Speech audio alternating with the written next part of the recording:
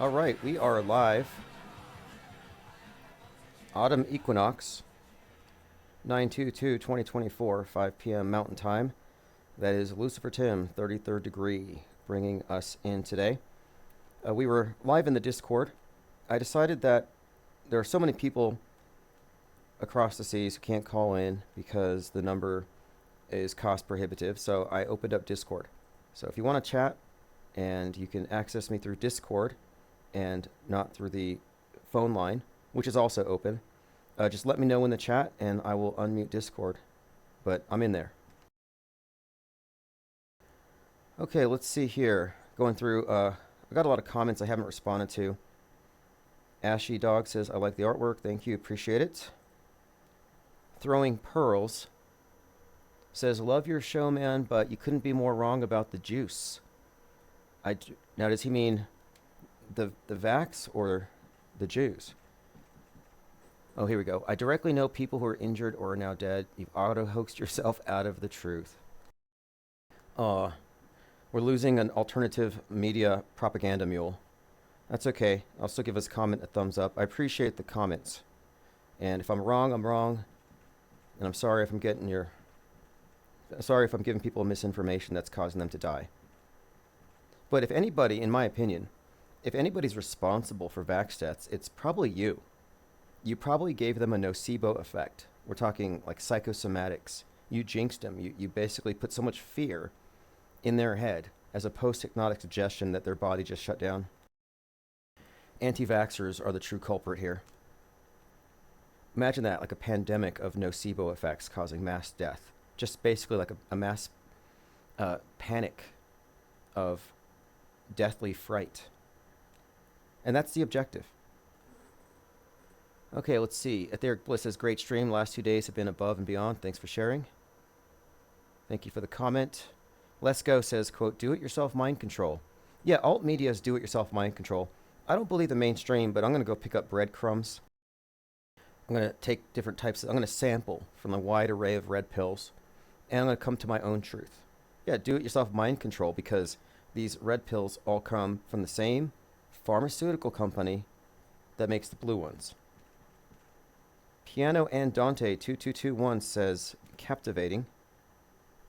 Jim Firebrand, great stream, Tim, thank you. Great analysis. Penguins United says, cries 508. Critter Fest Sanctuary says, it's God's power leaking from Mr. Trump. It's raw energy. Yeah, I sort of agree with that. I Am Thel says, flat earth and other hot bananas. Oh, no, it's potatoes you're talking about. Yeah, we have a new member we're happy to welcome. You may see them in the chats. Okay, and it's great to have people who've been around this topic since before it got totally mangled and censored and flooded with disinformation. But yes, we have some new arrivals, but a lot of newly minted auto hoaxers, people who are really cutting edge in their thinking, and that's where we have to be. We have 44 people, so we can go ahead and start. Minimum 33. And if you count the NSA and whoever else is spying on us, it's probably at least that many. We're joined by Jay Nelson, the Frugal Snowbird, Austin 108, Ted Stryker, Flozik, King Ravana, Teamster, Dark Creamy Mama Spider statues 33 meters wide. Where are those? I'd like to see some. Immortal AI says there's a lot going on lately, as usual during the election cycle. Now, is it Immortal L or AI? I might have been reading it wrong. I've been mistaking L's for I's quite a bit. All right, joined by Portal Complex, Dwayne Aubith, Ashy Dog. Awesome. So we ended up last night talking at the very end of the stream about this. The dead Donald Trump in Beetlejuice. And there's a bit of nuance to add to this. It's not just that you have a dead Trump. And it's debatable as to whether he's got a hole in the side of his head. I have a clearer picture. It looks like a hole. The gold suit, unmistakable. The haircut, unmistakable. Trump's gold shoes. This would constitute predictive programming. Standard stuff. But I want to point out that we had already connected the Beetlejuice movie with the Trump assassination storyline before we found out that there was a dead Donald Trump in Beetlejuice. I put a video up on YouTube, but I pulled it because I didn't want to get a copyright strike. I got warnings on my Twitter account for basically asking Tim Burton, hey, what's up with this? So they pulled it down, but I still have the video of it. And so just to get you up to speed on it, we were talking about the second shooter, just in time for the second Joker movie. So second shooter, second Joker, and then I'm like, wait, second Beetlejuice. And Beetlejuice, like the Joker, has green hair, and Beetlejuice himself is a Joker-esque character. He's got that mercurial nature, definitely a trickster deity, very much like Joker. So you have second shooter, Joker 2, and Beetlejuice 2 tied together. So we were already talking about Beetlejuice representing the assassin. And then we find out that the second shooter is laughing in court like the Joker, and his hair, it's not green, but it's half blue, half yellow. Half blue, half yellow gets you, you mix it, you get green. So putting it together here, that movie also, one more add to this also, Michael Keaton was Batman.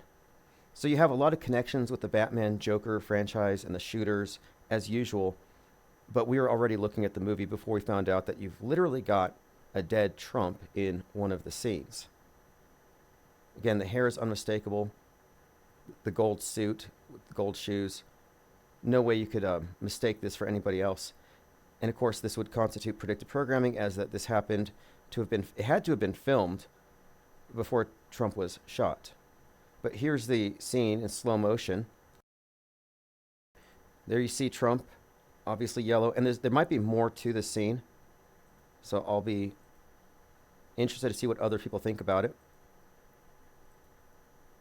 She basically tried to Karen her way to the front of the line in the afterlife, didn't work. But yeah, as he walks by, there's like a red spot above his, and right in front of his ear. And I have a better picture of it, and there's, in my opinion, it looks like a hole. But whether or not there's a hole in the side of his head, he's a dead Trump. All right, let's continue. Thirst for Truth, let's go, has hello left. Yep. Dwayne Obbit says, I watched the new Beetlejuice last night. It was better than expected, and had Sigur Rós in the soundtrack. Oh, okay. You think it was better than expected. I'm glad. Too many people have these like negative opinions, or they've expressed these, I think, opinions that were just premature. And the actress in it who plays Lydia was wearing a t-shirt that had a rating from the first Beetlejuice, and it was a gift to her from Michael Keaton, basically showing her that the first one was trounced in the ratings. They ripped on it. This one was more PC, I'd have to say, because I watched the original one first, and Beetlejuice was very grabby. You know, he'd probably be arrested. He was kind of sexist, and among other things, and they kind of pulled a lot of that back. They restrained it, kind of. I guess it was a little more tactful. But it's the same character. I don't think they lost any continuity. And I liked how they dealt with that character, the father, how they managed to keep the story narrative going without bringing that actor back in with all his baggage. And the animated sequences were great. There's some sequences in there that I think were exceptionally well done. I'm not offering any spoilers because these are really not relevant to our auto-hoaxing anyway, except for the fact that we're talking about the Joker archetype and the sequel, the second shooter. Okay, volume is down again. Thanks for letting me know. I'll see if I can fix that really quick here. All right, well, there's quite a lot going on also. I was watching this video. It seems like Greta Thunberg has got a new script. No, the volume's at 100%. I can't take it any higher. So, anybody here having issues with the volume? I don't have... This is the same mic from yesterday as well.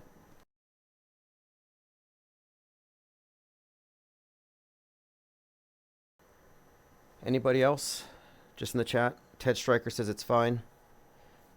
What do I need to do to get the volume higher?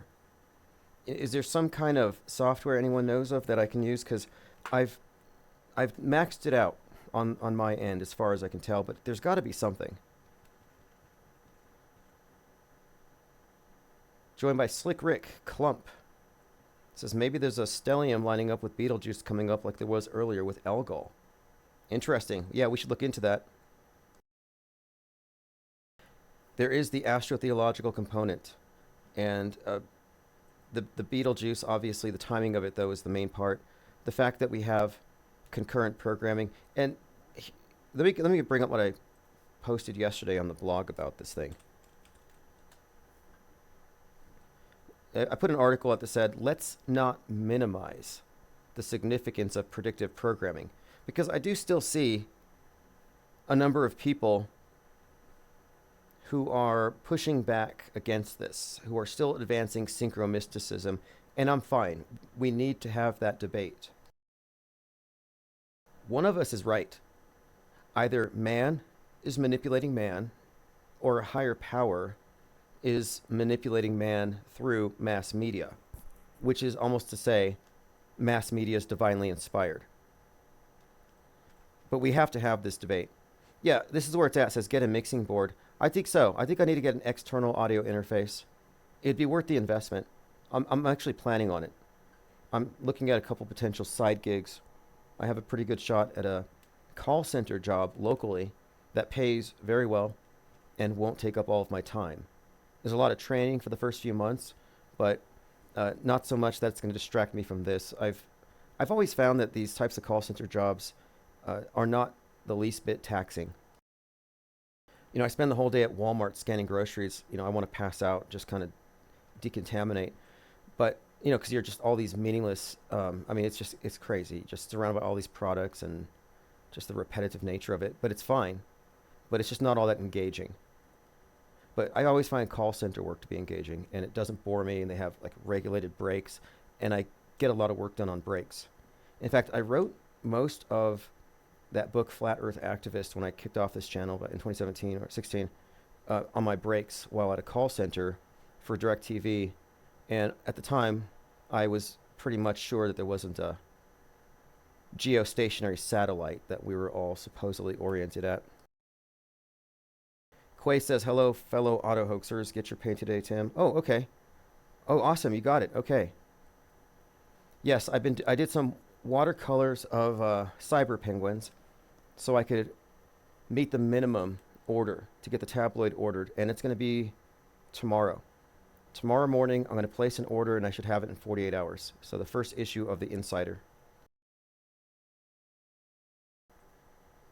Elephant Tusk says, Universal Audio Apollo. Okay, I'll take a look. I will take a look.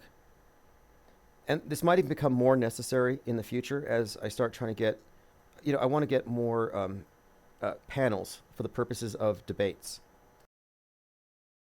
Seems like a necessary upgrade. So I appreciate you giving me the information. And don't hold back from complaining on the sound if you think there's an issue. You know, I'm a little wary of trolls, but at this point, I kind of... I think we've eliminated that whole component. It's been a while since we've been trolled. Unless I'm just muting them and I'm kind of like forgetting they exist. I've de-existed them. Okay, so let's not minimize the significance of predictive programming. This has been something we've faced from the beginning. Conventional truthers will say, yeah, some things are fake, but it's going to get real. It's going to get kinetic. It's going to go, like a lot of, and by the way, I moved the mic closer. Maybe that's it. It was kind of far. But they'll say, yeah, maybe some events are fake, but that's like a force multiplier. It's a tactic, but everything else is real. Some things are fake, and they're faking stuff to make it go kinetic. They have this idea that things are about to go down, and I'm just diffusing that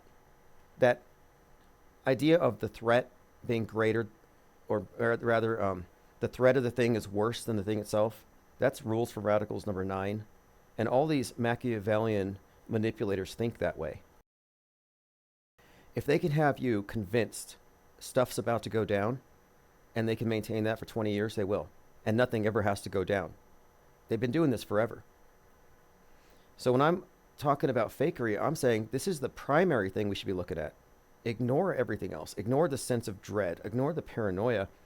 Let's focus on this, the question itself, and the questions it raises, the fact of fakery. Let's not minimize predictive programming. We're not mystifying media, we're demystifying it. If you're denying predictive programming in 2024, you're doing so out of ignorance, intransigence, or a lack of effort. Predictive programming exists. And you're welcome to debate me on it. You'd have to be a pretty well-informed person to have a debate, though, because we have a huge body of content to draw from, and we make distinctions between predictive and concurrent programming. And we are seeing the connections between the programming and the real-time world stage events, the simulated news events, the fake news that corresponds to the programming. Like, I think we've pretty much untangled this mess. We can see the entrainment process for what it is. And predictive programming is a part of that process. It's really not complicated. You just have to cease to see compartments and recognize it's all monolithic and you're being advertised to. They're advertising a worldview with predictive programming. They're advertising events. And it's all part of shaping culture, and it's 100% guaranteed they can do this, and they do it regularly. Edward Bernays, we talk about Edward Bernays being the great uncle of the first CEO of Netflix. And back then, they talked about manipulating the mind en masse and changing its behaviors as though it's a singular organism. Or changing the behaviors of target demographics, changing fashion, changing how people see things. 1984 used to be dystopian. Like everywhere you go, there's a camera watching. Now that's the norm because people have embraced total surveillance. But they're now participants in it. They're holding the cameras. Yeah, that was an act of perception management. They altered how we perceive the idea of being totally transparent. The elimination of privacy is no longer a bad thing. It didn't take them very long to make that happen. So what we're looking at is worldview formation through the process of entertainment media, which is really just entrainment media. It's propaganda, entertainment's a side effect or a cover, but it's all part of the same operation. Entertainment is really just a subset of psychological operation. And it's all part of the same. You notice that the best psyops are entertaining in different ways. Some of them are done around Christmas, so they tug at your heartstrings. You know, others are done in ways to make certain demographics feel threatened, like they shoot up a country music concert. Well, now the Second Amendment proponents are scratching their heads wondering, should I be supporting this? Maybe the mentally ill have destroyed our ability to have a Second Amendment. Like, this is all designed to engineer opinions to get people to accept things they previously would have rejected. So let's not minimize the significance of it. And that's the point of this article. So the Donald Trump headwind, predictive programming is everywhere. And Beetlejuice is one of the more recent examples. And I just discussed how it connects to the bigger picture. Ryan Routh, second shooter, second Joker, Michael Keaton, these connections. So it makes sense, though. But we predict predictive programming. So it makes sense that this would have been there, but that we had already mentioned this movie. Because, again, we're looking at this thing appropriately for what it is. So predictive and concurrent programming is used to entrain viewers to future simulated news events that become our history. The conquerors write history. That's one of the main points. People say, why do they do this? Oh, well, the conquerors write history, and we've been conquered. And it's a continual process. You know, as long as you're under the spell, you're duck and covering to their god constructs. Yeah, you've been conquered. As long as you're in a state of fear, you're sleeping with a space junk helmet on, or a tinfoil hat because 5G towers, a mask from chemtrails. As long as you're living in a state of apprehension, anxiety, fear about things that aren't there, you're a victim. You're a mind war casualty. So I'm suggesting here that this is not a conspiracy theory, but there is in fact a worldview monopoly. This is like the most sophisticated form of religion ever devised, and we're already part of it. It's a worldview monopoly. And the perspective we get is the one that comes from the all-seeing eye at the top of the pyramid. It's Big Brother's viewfinder. He defines the world, and we see it through that lens, to the extent that we accept MSM programming unquestioning. And unfortunately, the truthers are even deeper into the deception. And they have seamlessly merged the world of cinema with news media. This is key. Like I mentioned yesterday, when Joker 2 was being filmed, the riot scene outside the courthouse, Donald Trump was inside. People driving by thought there was an angry mob there clamoring for Trump. No, they were there for the Joker. But you see how they seamlessly merge the two. That's why it's so significant we have these Joker connections to Trump, which go deep. And we have numerous examples, all the De Niro stuff, Maxwell Azrello, and the deeper connections here we've gone into before, and we'll revisit these. But I want to point out that they have seamlessly merged cinema and news media to propagandize the multitudes into accepting a singular, monolithic world view. So this is a fact. This is not conspiracy theory. This is what we're looking at. Synchromysticism is a dead end. The universe, or God, didn't tell Tim Burton to put a dead Donald Trump in the netherworld. What we're looking at is the intentional manipulation of mass perception. And they're doing so through immersive programming and conditioning. Look, one of the top movies right now of the summer, well, now fall, one of the top movies right now today is Beetlejuice. Every single person who watched this movie saw the dead Donald Trump. It's pervasive. It saturates the collective psyche. And we've been lulled into a dream world that blends with the real thing. And the dream is authored by the newsbenders. And every time we take note of a strong predictive or concurrent programming example, it reiterates that we do, in fact, have a correct understanding of what I'm calling the entrainment process. And the entrainment process is the synchronizing of the entertainment with future news, and having the same news consumers consuming the entertainment that corresponds to it in advance. So this proves other things as well. This has implications for other areas of media, other facets of the conspiracy itself. So it's time to more or less dismiss the views of those who don't see fakery and programming as the main conundrum to solve here. Like, we're not trying to solve Pizzagate. We're not trying to figure out what George Soros is doing next. We need to be focusing on the programming, the fakery, not just the how it's done, but the structure of it all. And that's what we're doing here. And truthers are not media analysts. They are alt media propaganda mules. Auto hoaxers, by contrast, are skeptics, media skeptics who have an expanded frame of reference. Appreciate the sale there, Outlaw. Frugal Snowbird says, a fan of Saul Alinsky's Rules for Radicals. Yeah, it's a must read. I think that Rules for Radicals is a must read. And rule number 9 is one that I cite often because it seems like this is part of their MO. And you may remember this book. It got some traction. I believe because Saul Alinsky, community organizer, he was an advisor to Clinton and Obama. Rule number 9, the threat of the thing is more terrifying than the thing itself. They only have to 9/11 you once per generation. All right, continuing.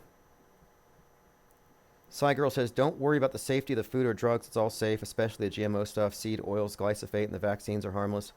Oh, yeah, and cirrus clouds are harmless as well. It turns out that cirrus clouds are just snow. I asked a chemtrail enthusiast today, a chemtrail alarmist, and there's money in chemtrail alarmism if you're on X. I'm like, why do you think chemtrails are white? What kind of poison? Like, if they're poisoning us, why wouldn't they have it, I don't know, something less conspicuous? And it's because it's snow. It's basically snow. And yeah, I agree, Utah State's fan. Fast food is life extension. McDonald's and Burger King are superfoods. Yeah, I think the Burger King contains life extension. That's why they can say billions served. If it was that bad for you, as some would have you think, like that documentarian who did Super Size Me, they'd be killing their customers, and no company wants to kill their customers. That's not a good business model. If anything, they ought to be putting smart drugs and life extension, and I don't know. They would want to preserve their customers' lives as long as possible in order to get the most money out of them.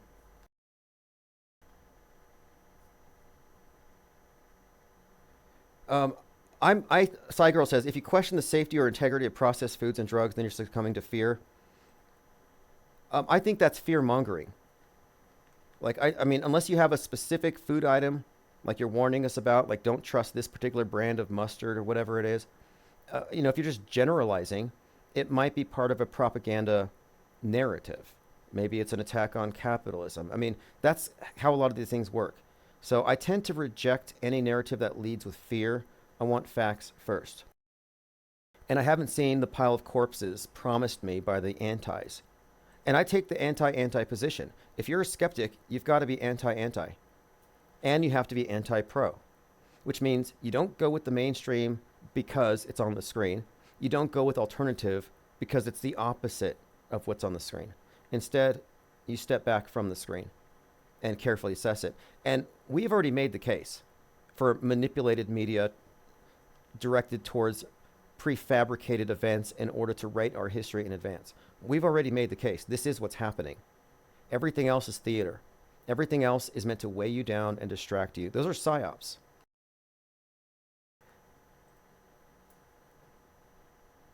Austin108 says, where do I go to purchase your books or art? I have everything on Amazon, but if you just go to the link below, with the tabloid is going to be sold at the Ko-Fi. But I also have a domain for it. It's actually insighter.online. And I'll promote that more soon. I'll make sure you all have access to it. I'm likely going to sell the tabloid through my eBay store because it has better rates for international shipping. It actually makes it possible. So that's more likely where it's going to be. And then if I can get my Amazon fulfillment open again, I'll back order. I have to get UPC codes for these things, which is easy. And I can actually stock them on Amazon, which would also make it more accessible and fast. Look, I'm an optimist. I'm more inclined to think that McDonald's cares about my health than it wants to kill me. Like, I think it's actually trying to serve me food, and food keeps me alive. And I don't eat there. I'm not saying, like, I'll get their coffee. Like, I'm not advocating fast food. But I'm also saying that if I'm going to operate on the premise that everything's toxic and poisonous, it's going to be, I think, kind of some of those things that becomes self-fulfilling in a way. The nocebo effect is real. Like, I do believe that there are a number of people who are going to die from chemtrail lung, even though chemtrails are just snow, even though cirrus clouds are harmless. And they're actually beautiful. Imagine having something beautiful turned into something from nightmares because of what you heard on the internet. Like, what if the internet told you that flowers, are toxic? Like, everything that's beautiful is just reversed. That's pessimism. I saw this meme that had a convenience store, and it said, when you're a truther, and it has all these arrows pointing to all the toxic things in there. It's like, wow, you take the red pill, and it's like a bad acid trip. And I'm not taking the red pill. I don't need a bad acid trip. I don't need fan fiction to enhance my view of the world either. And a lot of the conspiracy claptrap is just user-generated fan fictions.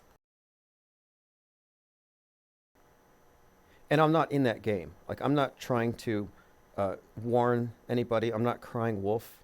I'm not Chicken Little. And I'm not an activist. In fact, I'm not trying to save lives. I'm not here to stop people. I'm not trying to stop Democrats from injecting things into themselves and their kids. Like, that's none of my business.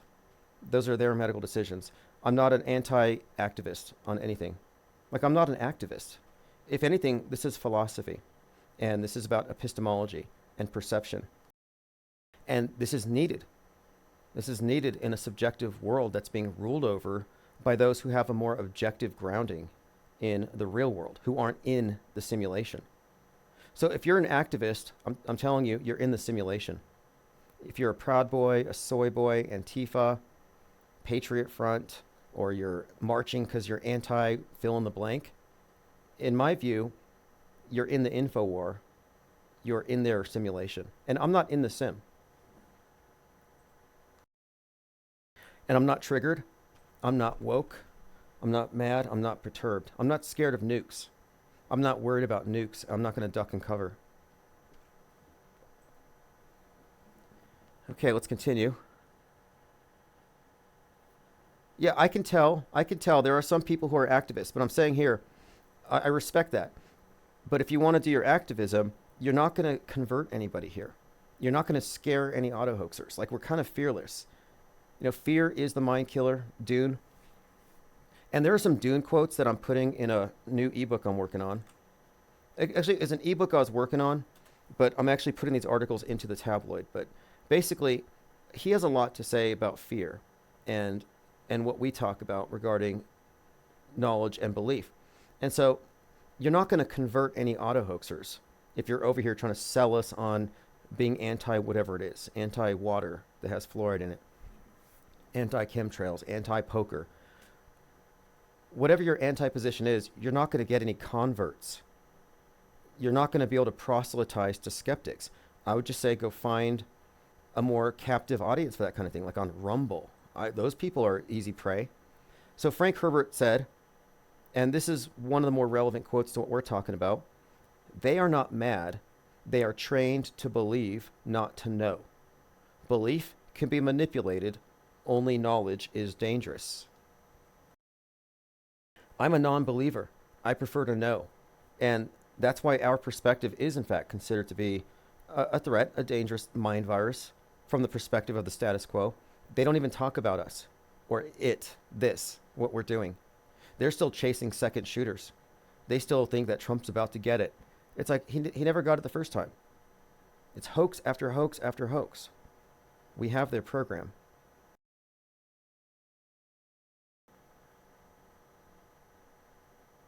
Utah State fan is spreading dangerous misinformation about cigarettes. I can't back that. I'm not saying these things are harmless, but I'm saying I'm not here to tell people what to eat, what to do with their bodies medically. I'm not going to offer any exercise or health advice. I'm here to confront the mind war. And I'm offering free mind war inoculation. I don't know how anti-vaxxers feel about that, but we do have an effective mind war inoculation. It's called skepticism, suspension of judgment. Kevin Mooring says, if they can make Colin Farrell look like the Penguin, just imagine what they can do with makeup. Yeah, that's a great example. Look, I'm considering myself to be fairly visually literate, but I watched the Penguin. I saw him in the Batman movie. I saw the trailers, and up until I sat down to watch it, I didn't know it was Colin Farrell. I had no clue. So what does that tell you? You know, I'm an auto hoaxer. I'm a media skeptic. I'm Psywar aware, and I didn't see through a deep fake. And that's because I'm dupable, and we all are.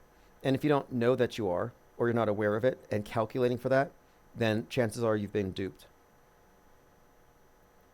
Lots of Lebanon LARP. Yeah, I'll get to that. I have an example of when you're talking about here. I saw this video of what looked to be some horrible type of bombing going on. I was like, this is terrible. So here we go. Let's say I'm a truther. I'm looking at this and I'm outraged. Hezbollah turned Israel to Israel.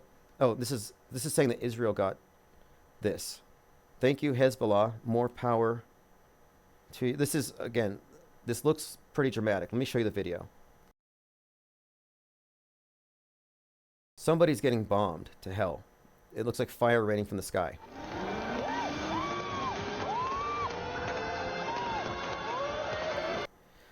So a lot of people are responding to it as though it's authentic, but I did a little bit of digging. Actually, I just looked at the reader added context, and no, this is actually something else. This has to do with a market fire in Indonesia. So it has nothing to do with Israel.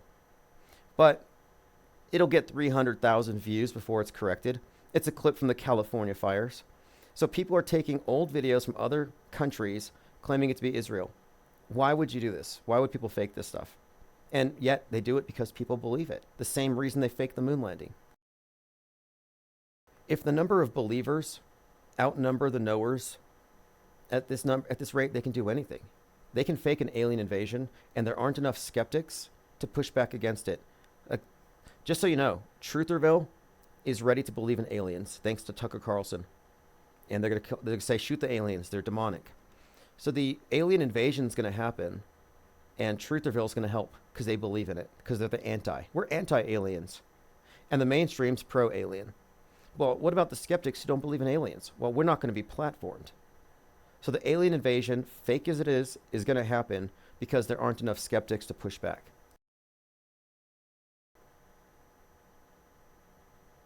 Phones are going to be open here in just a moment. Dirk Zink said, Tim, I watched Blink twice last night, and it showed how a millionaire elite could perform a black magic spell, and people are fooled over and over. Okay, I'm going to have to watch it now. I'm going to have to watch it. I'm going to have to rent it. I did pay to go watch Channing Tatum in Fly Me to the Moon. Even though I'm not his biggest fan, he said, F you flat earthers. And I'm not even a flat earther. But the idea that he would use his platform to demonize people who question their own senses. You know, when we're questioning NASA, it's not like we're being anti-authoritarian or we're just being contrarian. In fact, all we're doing is we're questioning, why does this look fake as F? Why does this look like maybe they should have hired Christopher Nolan to help with it? Because it's the same technology that you see in a lot of these movies, but they just do it badly. But anyway, Channing Tatum is in that new movie, and I think I'm going to have to watch it. And I might have picked up on something. I'm watching Bad Monkey, and it does have this theme connecting it to voodoo. Not Haitian voodoo, but voodoo nonetheless. And this angry voodoo priestess called the dragon, and the dragon woman. And so I made this connection here because I was thinking about what's happening now in Haiti with all the cats. In fact, the episode I'm watching right now has something to do with cats. But here is something that I think might tie into it, because the priestess in Bad Monkey is wearing this red headdress, and she's very angry. She's miffed. She retaliates, and there was this tattoo on the back of Diddy that they just showed yesterday that happens to be this voodoo goddess, a very angry aspect of the feminine archetype. Retribution is kind of built into it.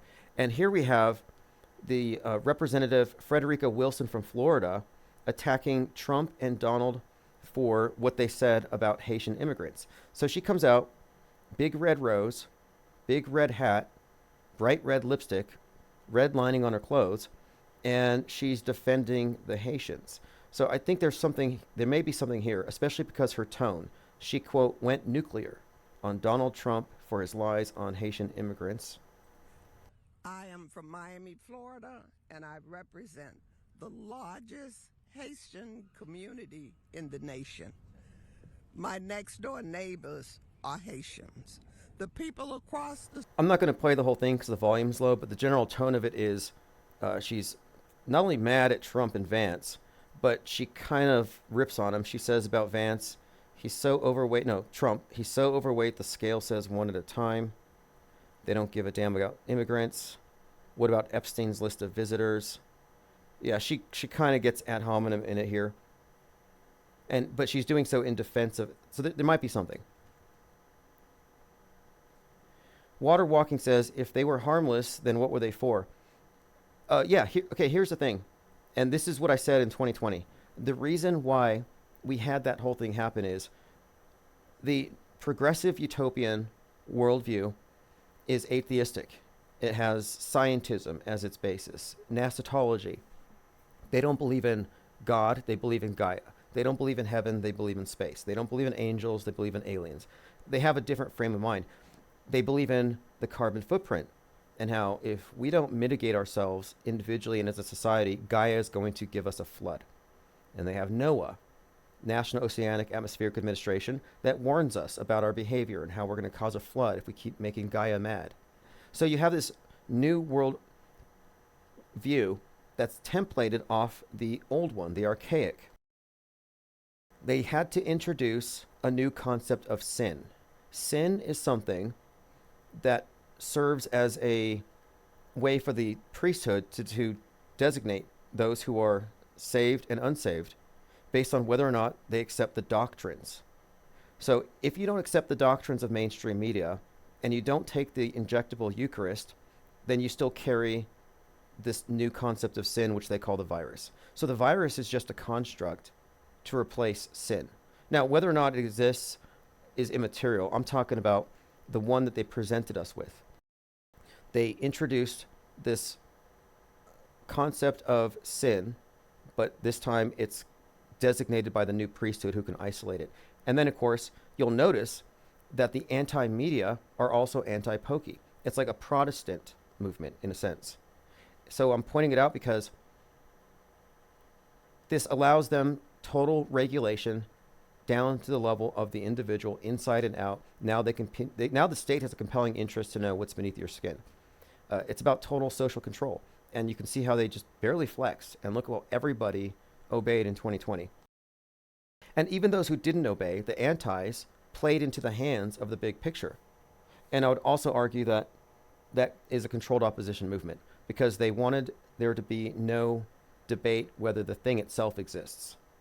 They just wanted them to debate whether this one was sent out there by China or not.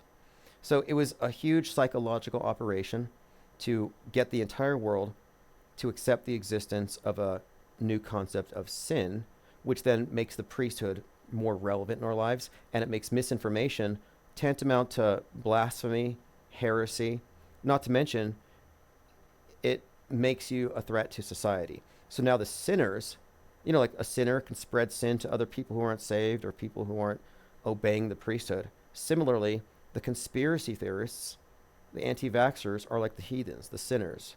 These are the infidels, or rather the apostates. So it's part of the New World Order religion, and it's part of a new religious paradigm. That's all it is. I mean, there's more to it. You could add more onto it. Okay, let's continue here. Utah State fan says, Tim, are you familiar with archaics? He says every 138 years is a reset event. I've heard a lot of these reset theories, but I don't think I've seen enough evidence to support the idea that 200 years makes sense. I would need to see, because there's like a chain of custody between artifacts that you can readily access, like books, publications. And yeah, there's a lot of monopolizing on everything for the most part. But a global reset, I don't know. The whole mud flood theory suggested like 200 years. And you can make that case in a narrative if you present pictures in a certain way, but it's excluding a lot of information. It's an MSM plus explanation. In other words, it doesn't subtract first. I think there's a lack of skepticism in that whole arena. And it's for a reason. And I'm not totally disputing the reset concept, because the reset seems to be built into the elite's paradigm. The symbol of the phoenix is so prevalent. What is the phoenix? It's a symbol of a reset. It's almost like if the unruly masses consolidate too much, you have to burn it all down and keep them in a relative dark age. Because one of my contentions is the masses are in a relative dark age compared to those in the light, the capstone, the knowers. We live in a world of ignorance. And a lot of it's self-inflicted because of malware that you can remove if you take the time to examine what false premise you've accepted.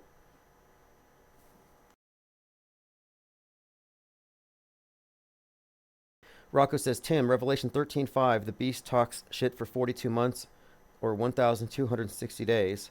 216. Interesting connection. 216, there's your August 4th connection. It's also 6 times 6 times 6, 6 cubed, which is the Phoenix cycle. So if you look up the number 216 and Pythagoras, he called it the Phoenix cycle, and it represented the number of years between each incarnation.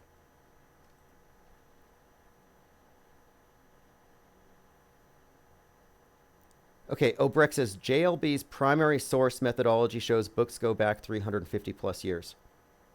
Yeah, that's good. That's really good work there. In fact, johnlebon.com I highly recommend the website. And I do have my last conversation with him on the 24/7 replay, which I'm going to be putting more work into. I have a lot of time this week. So the end of the week, we have the Auto Hoax Con #1, and it's obviously starting off small, but that's just because of what it is we're doing and how unique it is, because this is kind of ground zero. But it's going to start off here, and it's going to serve as a book tour for Auto Hoaxology 101. We got to promote the book and also the tabloid. And I'm making sure that a lot of the stuff I'm going to discuss in this will be in this first edition of the Insider. But that's happening on Saturday. So I'm spending a lot of time this week here in Discord and just getting everything together. A lot of it's going to be based on graphics. I think people need to visually see what we're talking about. How do you visualize the world stage and the model and the map not being the territory? We can talk about it all day, but when you have like a visual of a mind map, and then you have illustrations to delineate what part of the world stage one occupies, it puts everything into perspective. All right, let's see what else. Yeah, phones are now open. So if you want to call in, it's 505-510-4226. I have a theory about this P. Diddy thing, which is somewhat contrary to what most people are saying. See, I still remember the Epstein nothing burger. I don't even believe he's dead. The pictures we got were from an ambulance driver. Ambulance drivers don't photograph their patients. That's a major HIPAA violation. They were never charged or fired. And it looked like a dummy. And it was missing the bottom half. There were all kinds of problems with that whole scene. But nothing ever came of it. The deep state was never revealed. The whole Epstein Island drama just faded from memory. And now they're bringing it back with Diddy. But I did notice that Megan Fox, Pink, Usher, all deleted their entire Twitter accounts. And a lot of the P. Diddy truthers are saying it's because they're so close to him and his freak parties and his blackmail ring, and they're implicated in everything that he did. So they're going into hiding. So that's what it looks like, guilt by association. But I'm starting to think maybe it's a big nothing burger. Maybe we don't know as much as we think because there's so much rumor and conjecture. And I'm wondering if maybe this is some kind of a setup. You get all kinds of QAnon adjacent truthers going after these celebrities, saying to Pink, like, what'd you do to Justin Bieber? And flooding their inboxes with threats, saying don't go on tour. Who knows? You know who was hugging Diddy in a picture is Swift. So if all these celebrities are now targeted by truthers in this new Pizzagate wave, then we could be seeing the beginning of a celebrity quarantine. Not because they did bad things and the hunt is on for them, but because conspiracy theorists are a danger. Like, I think this might backfire. I'm not sure yet, but until I see evidence of people eating cats or Oprah Winfrey and P. Diddy having freaky parties, until I see videos, I'm not going to believe it. You also remember Diddy is an actor. I mean, he's a musician, but he's also connected to Biggie Small, Tupac. So we're talking neck deep in the PSYOP entertainment complex. 1 degree separated from major hoaxes. Nobody is that close to these hoaxes operating autonomously, without a script, without a programmer. They're part of the story. So I'm very skeptical of this whole thing. And I'm not defending Diddy or anything, but it just seems like there's this chorus of narratives, and I want to wait and see. Now, maybe it's true, and all kinds of celebrities are psychopaths and Satanists, and we're going to find out, and that will kick off some new interesting segment. The next season of the world stage is going to be lit. Okay, let's see here. Dirk said, I noticed the so-called blanks are damaging my friends. Yeah, I just don't believe it. Don't believe it. And also, there's just too much misinformation there. I don't believe it, and it's a controlled opposition movement. It's like I said, the whole point of it was to introduce sin. Think about it. The right wing believes in, and this is general terms, and we're talking about political horseshoe, on the fringes, the pure doctrinaires, the ones who are deep into the orthodoxies, like what they really believe. So far right, traditional right, they believe in sin and Satan, Pizzagate, satanic panic, and they believe that the left has sold its soul to Satan, and they're a bunch of Satanists. So think about it. The right wing believes in sin and demons, and that the left wing are infected with sin and demons. Now, the left wing, they don't believe in sin or demons because they have this scientific paradigm, but they believe in the virus and misinformation as this deadly threat that must be quarantined. So then you look at them, how they believe this alternative version of the same thing, and mutually, the other side doesn't believe in the virus, or they don't believe in this particular one, or they reject the Eucharist. So they created this perfect schism, is what I'm saying. You have the old concept and the new concept of the same exact thing. That's what they introduced. That's what they reiterated. The left wing is just as religious as the right. They just have a different label for everything. They have their sin. They have their salvation. They have their heaven. It is a template. They have their flood myth. And of course, they mutually demonize each other, and they mutually quarantine from each other. If you really look at the bigger stories, the idea of going off the grid, going rural, getting out of the cities to get away from who? Well, Democrat cities in particular. But it's like the right wing encourages, again, this is fringy, but they do encourage that the best way to live is off the grid, away from Hollywood, going pure. Why are they hiding in the woods or in Idaho? Why do you have a compound of truthers in Idaho? It's not to get away from the virus. No, it's to get away from leftism, liberals, public schools, inner city crime. To go back to a traditional way of life, which is what MAGA is a callback. MAGA is basically saying, idealize the past. Let's reverse feminism. Let's reverse the Civil Rights Act back to when things were much better. Trad wives, lots of, the whole fantasy they've created. And it's a fantasy. It's just as fantastical as the left wing progressive utopianism. And so I don't go for the fantasy on the right or the fantasy on the left. I'm kind of off world stage. I mean, we are up here in an ivory tower. Our hands are clean because I see what it is. Like George Bernard Shaw, never wrestle with a pig because you both get muddy and the pig likes it. Well, it's a pigsty left and right. The whole scene has been just mud flooded with misinformation. And anybody who's wrestling in that is necessarily going to be muddied up. Kevin Mooring says, I seen one theory where the elite send their clones to jail for them. Yeah, I don't believe in clones, but I think it's funny. It's like, they're like, Hillary Clinton got killed by Q in 2020. I'm like, well, then who's that on TV? On this documentary about Q? Oh, that's a clone. And then someone was like, no, they killed the clone. Oh, and the other clone went to Guantanamo. It's like, how many Hillary Clintons do you have?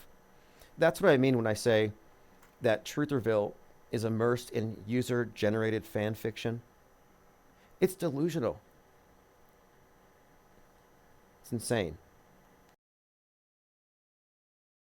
Slick Rick says, celebrity marriages are arranged by the controllers. Yeah, Diana South, Diddy does sound like that. And it sounds super scripted. We'll see.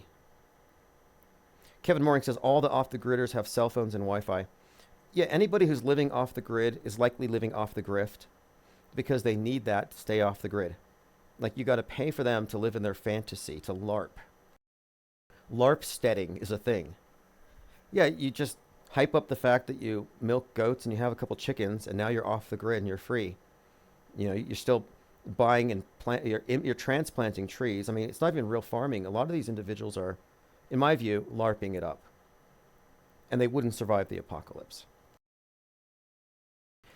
And I read a book on this once, and I don't recommend it, but it's called Contingency Cannibalism, Super Hardcore Survival Tactics. And one of the points he makes is that if you store a bunch of stuff, a bunch of food and weapons, somebody's going to come after you. Because when people are starving, they're going to come for you. Whether they're family or friends, or they talked about it to somebody, it's going to get out there and you'll be a target. Which is interesting to think about. just the futility of thinking that you're off the grid or that you can be safe. I mean, you can to some extent, but you're not going to convince me that living in a bunker far away is somehow off the grid when 99% of the things that you're hiding from don't exist. Yeah, I'm off the grid because nukes and school shooters, and I'm kind of worried about climate change, so I'm going to go lock myself in a vault. And I'm sorry, you're not off the grid. You might be off the coverage area for your cell phone provider, but you're not off the grid. I'm off the grid, and I'm 30 feet away from a 5G tower, and I'm off the grid. Okay, let's continue here. Obreek says, yeah, I don't want to get muddy. Yeah, look, we're up here in the ivory tower. There's no need to. We can just throw our popcorn from up here. We can be detached. We can be conscientious objectors. And a lot of people might have a problem with that if they're triggered truthers, but I want to point out, if you're triggered and you're carrying any red pill propaganda, you've already lost the moral high ground, the intellectual high ground. Like, you're not in a position to criticize what we're doing. We're the only ones doing any good. Resistance is futile, and if you're part of the resistance, you're part of the problem. You're actually in the info war. You can opt out of it, but that's not clear to a lot of people. They don't have the overview effect. Not the fake one that NASA gives their astronauts when they go high enough, but the understanding that we live in a simulation. Not a literal simulation, but the map, the mental map of the world that the consensus agrees upon has been augmented. It's been put in a faulty frame of reference. We do have a collective hive mind, a general set of parameters that we all kind of accept, and it's just been messed with. It's been maligned to the point where if you recognize where it's wrong, you can see that, yeah, there's a distinction between the model and the territory, and they efface that distinction. And if you try to bring in information from outside the model, they want to censor you. Okay, one major point on this, just one example. People watching the news who don't consider that there are such a thing as not just crisis actors, news fakers. We should say news fakers. We say news benders. But I'm talking, your news agencies may faithfully cover events. Maybe they omit certain things and they promote a certain view, but they might be showing you something. But at certain times, for certain reasons, at any time, they can completely hijack reality by putting something fake in that same box. And it's like when somebody's a liar, a good liar, they don't lie with every breath, because then you would never listen to them.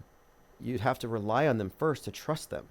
So they tell you the truth 95% of the time, 99% of the time, gain your trust. You outsource your perception to them because now you trust them when they tell you something. Now you let them augment your reality with their version. That leaves you open to, if that person decides to lie and they earned your trust, well, now they get something by you. That's what the media does. Most of the time it's telling the truth. Like, it's Tuesday. Yeah, that's true. But then everything else could be a lie. But if they get your trust on the big picture and you're already hypnotized, it's habit, it's tradition, you're half-assed paying attention, people are defenseless against it. They're hoodwinked. And hoodwinking, the term hoodwinking has some very specific connotations that are relevant. The Masonic initiation. Initiates are brought in with a sack over their head, a wool sack. And then they're shown the light. They pull the sack off their head, and you can see the lights on the altar, the candles. There's 3 lights. And you're shown the light, and then in your introduction, you're told that the people outside the temple exist in a wilderness of darkness. They're ignorant, and you have the light. So there's this unveiling when they remove the hoodwink to be a part of the insider group. And I'm suggesting that the masses are hoodwinked by the screen. And the people who know the secret, that the map is not the territory, that the screen is a filter, not a window, the ones who've been enlightened about this, who are in the know, have had that lens more or less removed, that digital hoodwink. But it's like a degree system. You know, the idea that you have multiple layers of knowledge to unveil. And I would argue that most of the people who are part of the programming class, who have had the light shown to them are only given partial explanations by necessity. It's all on a need-to-know basis. Most of the programmers are 99% programmed. I call it the lie world order because it truly is built on lies. And lies wouldn't function without believers. That's why I advocate what we're doing here, fomenting a culture of non-believers, of non-belief, disbelief. Believers are part of the problem, and alt believers are really just as bad as woke. Alt woke. Truthers are alt woke. Echo says, we're all on our path to awakening, hopefully. I'd say they're winning 8 billion to a few thousand. And it's all managed. It's fascinating to watch, to see how this works. Like, Joe Rogan flipped on the moon. Joe Rogan is now a moon landing denier with good reason and great arguments. He even argues against this notion that it would be easier to go to the moon than fake it. So I don't know where Joe gets his ideas, but apparently he's thought about it. He has a principled rejection of it. And he got Matt Walsh to the point where Matt Walsh said, I'll believe it when I see evidence. Well, we got evidence for fakery. It's called predictive programming. If you don't accept that, he can just wait because he said, I'll believe it when Elon Musk says so.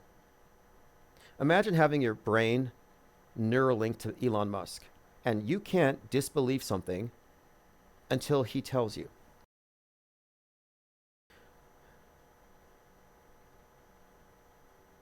Diana South says, a pyramid of lies, a Tower of Babel confused their language.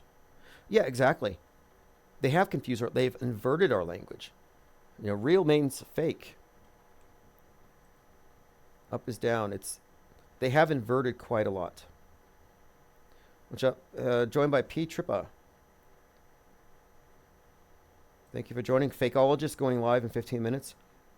Okay, good. You know, if you want to post a link to his live stream, you should all bookmark it.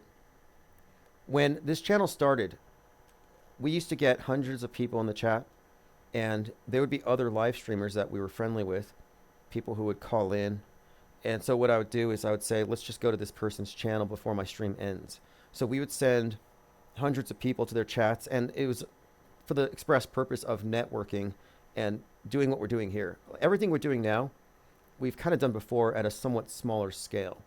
This has bigger potential. Buzzing Fret says MAGA is woke. Yeah, MAGA's alt woke. It really is. They're basically the same thing.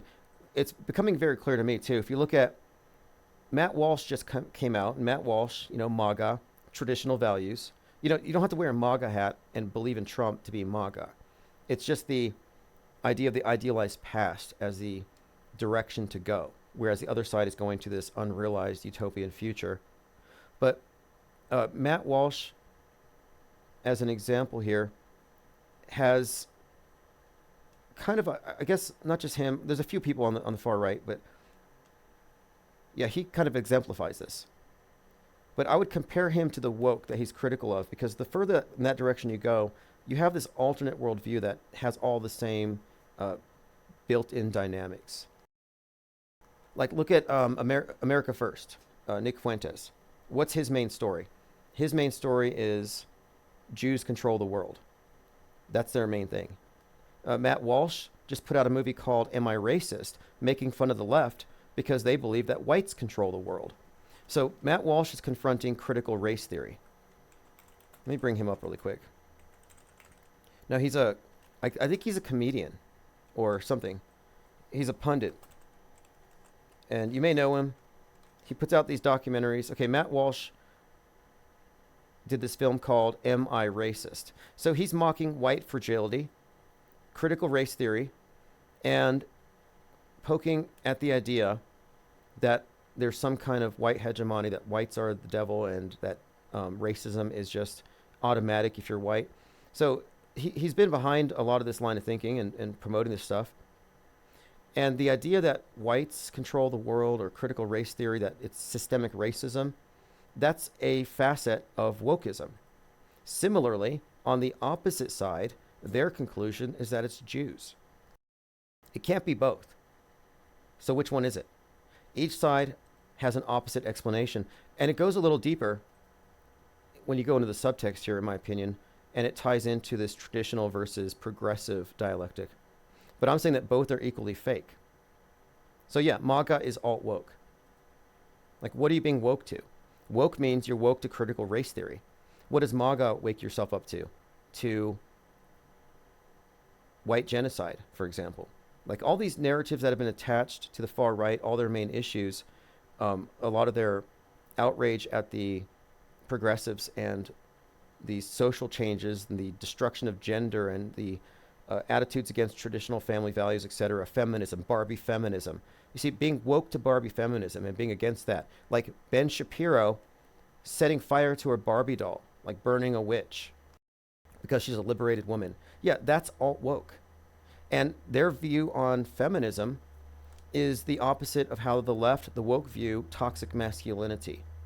So yes, these are identical. These are moral equivalences. Dirk Zink says, Tim, is fakeologist friends this channel? Yeah, I would say fakeologist, John LeBon, us here at the IPS, and a handful of individuals I could name would constitute what I consider to be the cutting fringe. And now that I'm thinking about it, let me put a note here. At AutoHoaxCon, I'm going to make a point to have a list of people that we are constantly interacting with who are more or less on the same sheet. And even if we're not, it's not a problem, but there are only so many people who are holding the line, who are on this side of the screen. Like, if you're still buying into these certain narratives and participating in the Psywar, you're on the other side of the screen. It's that simple. Obrick says, Tim, what do you think about the 9/11 on the dollar notes? Oh, on the $20 bill? Yes. There's also a Space Needle and an EMP or a nuke on the 100. The 9/11, the $20 bill, those connections are fascinating, especially when you look at George Floyd was arrested over a $20 bill in the Twin Cities. So you have this Twin City, Twin Tower connection. 20 means twin 10. And he was passing a fake 20, which is a twin. And then his twin, Stephen Jackson, came out and started talking. So the word twin was consistently reiterated. And they made the connection with the Twin Towers, which were hit at 8:46 a.m. George Floyd was kneeled on for 8:46, and then the sun set in the Twin Cities at 8:46 on that day. So you can find these connections between 9/11 and both of these events encoded even in the 20.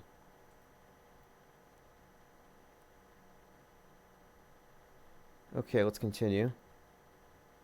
Yes, Mason Free. Is Jurassic friends with this channel? Yes, Jurassic Liars is legitimately one of the more insightful decoders out there. He's not promoting anything more than facts as far as like his methodology. It's based on measurable things. Like, they did say this, they did report this, this did happen at this time. And it gets kind of deep. Like the other day we were talking about Rosie O'Donnell and the connection between Donald and this resurrection theme, and how her comments about a shooting being hinky is a direct tie-in to John Hinckley, who shot Reagan after being inspired by Robert De Niro's character Travis Bickle, who came back to us as Joker, who shoots Robert De Niro, who also impersonates future Trump in 2010's Machete. Like, it's such an incredible story they're telling us that's being projected across the world stage. And it all makes sense when you recognize that they have purposefully entrained decades of entertainment media with future news events. The Shining wasn't just indicative of Kubrick's role in Apollo 11 and the JFK assassination, but it actually had references to an event that hadn't happened yet, 9/11. And that's standard. Predictive programming is standard operating procedure, and it goes up to the day, or even after. I mean, think about it. Let's say Trump had died on 7/13. How weird would it have been to have watched Beetlejuice on September the 6th, and you see Donald Trump in the netherworld waiting room with what appears to be a bullet hole in the side of his head.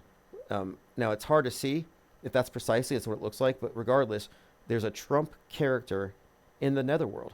So that's just an example of how the programming is so immersive that you can't avoid any of this stuff. And that's kind of what we're doing here. You know, you look at the matrix and they're staring at the numbers, reading the matrix. In a way, we're looking at what they're projecting onto the zeitgeist, onto the collective psyche, and we're analyzing it as a monolithic picture. It's all connected. And I have many examples of where you have not coincidences, but concerted messaging.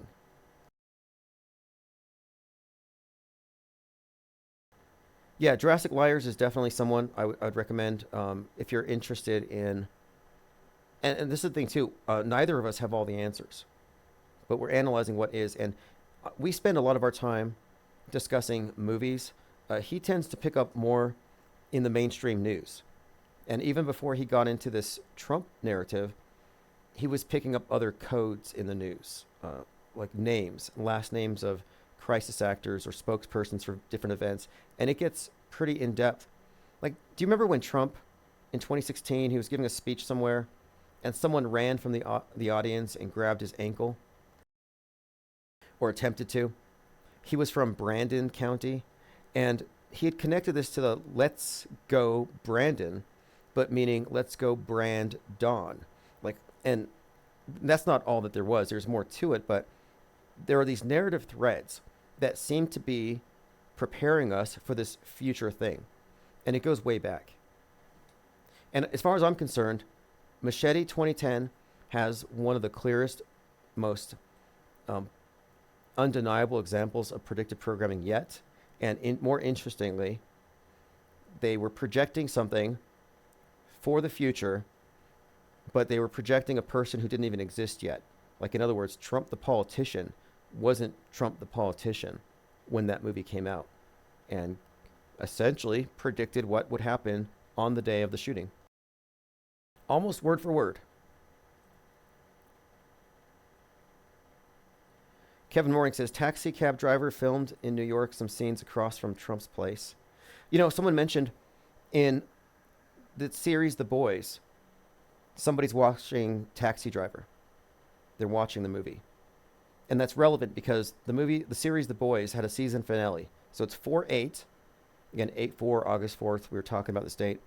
But 4/8, season 4, episode 8. They had to change the title of the season finale. It was called Assassination Run. And they had to change it because the character called the Homelander is based on Trump, and there's an assassination in the episode, and he's got blood on his face, and he's smiling in front of the cameras just like Trump was.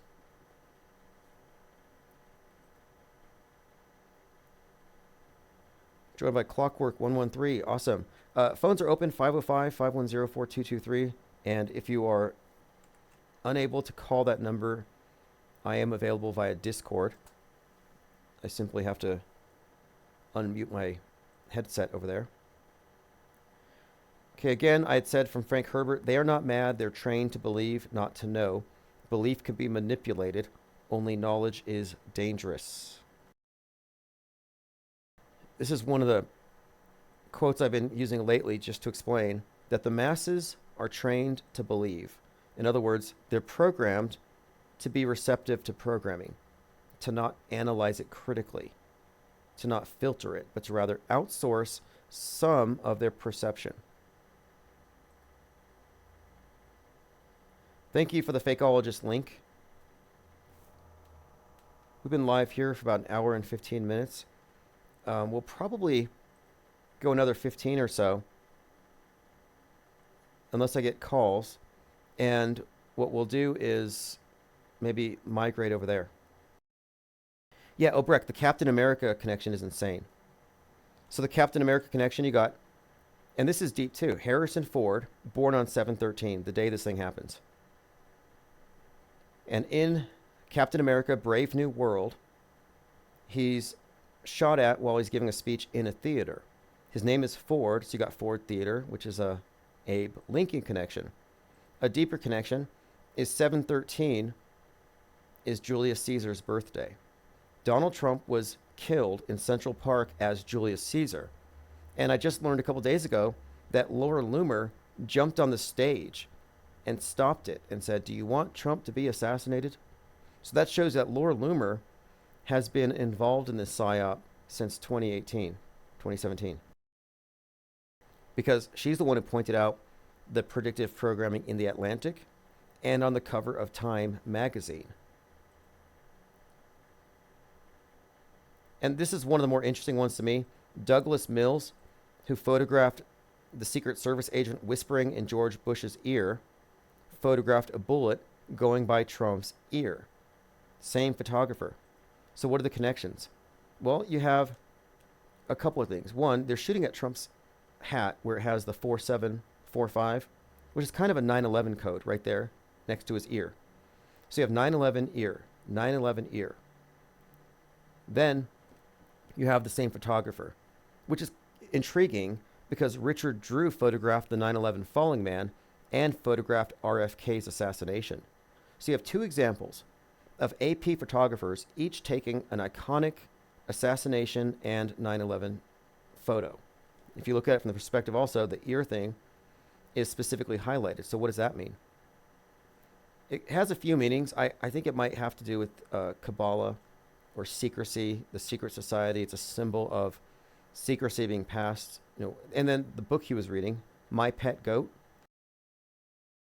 I think that was about bin Laden with his goatee escaping into the woods or the wilderness. Because if you know the story of the scapegoat, and he was the scapegoat, so 9/11 was a scapegoat story. Who did it? The scapegoat, running out into the wilderness. And in the myth of the scapegoat, it has to do with the sins of the village being cast onto a goat who is then set free into the wilderness, presumably to be devoured by the angel Azazel or something strange like that. But the goat story is an intrinsic part of 9/11.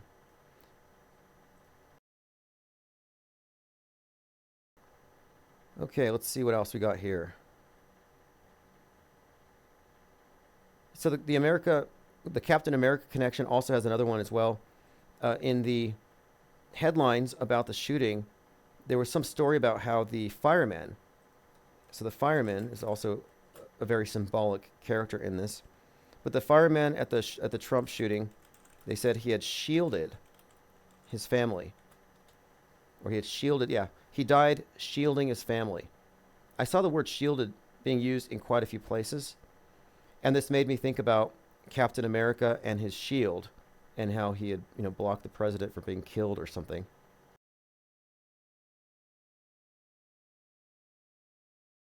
So we're looking at subliminals, we're looking at foreshadowing techniques, we're looking at advertising, marketing.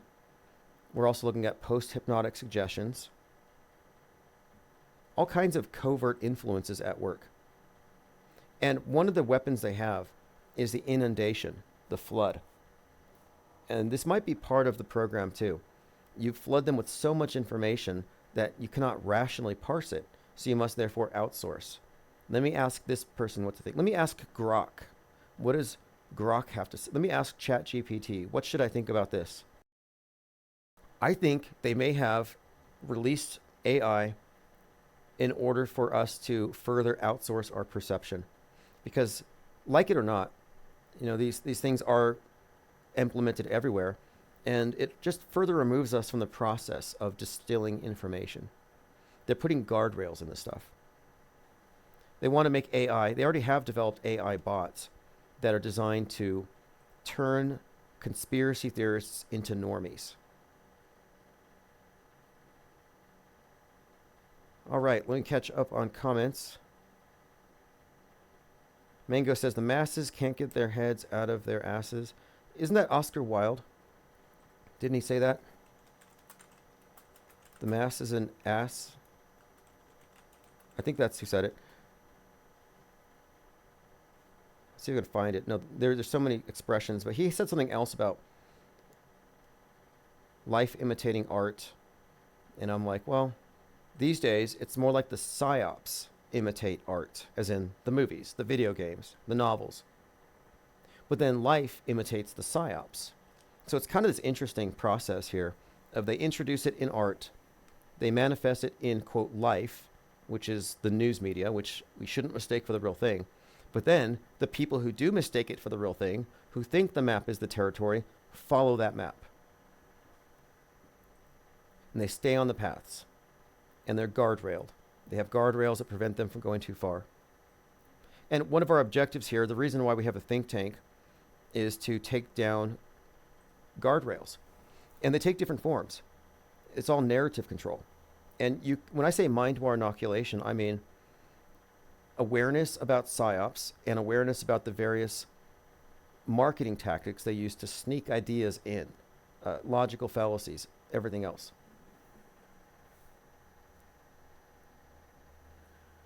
All right, continuing here.